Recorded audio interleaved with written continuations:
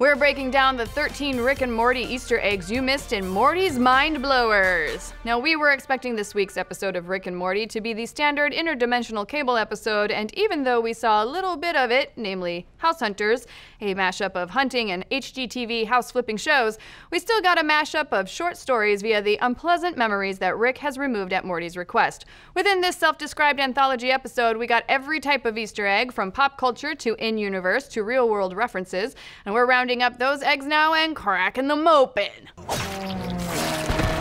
First up, pop culture Easter eggs.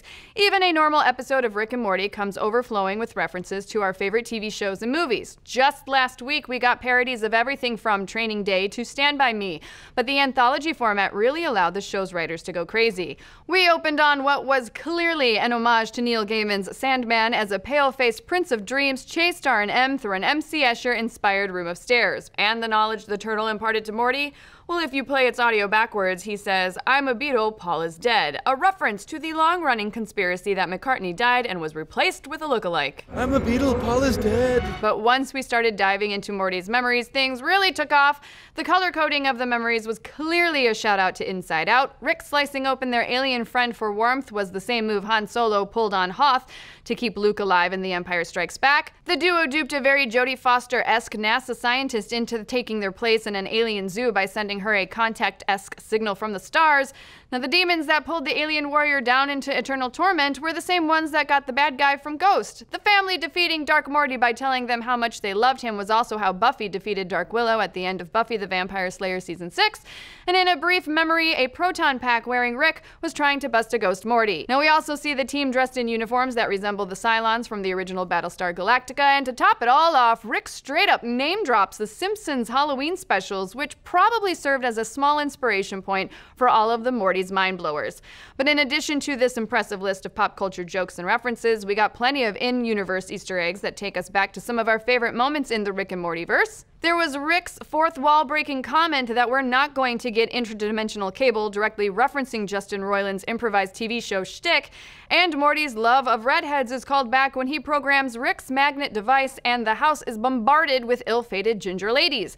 We also saw Snowball, the dog formerly known as Snuffles, appear with Morty's head, and a healthy, not yet shot by Beth, or maybe all healed up, Mr. Poopy Butthole proposing to Morty. Plus, in the alien zoo, we get callbacks to many of the alien species on the show, including the Mr. Meeseeks, the Gazorpazorps, along with many others from Rick's party in the Season 1 finale, Ricksy Business. And it's not really a callback, but we're excited that there's a universe somewhere with sentient squirrels who secretly run the world.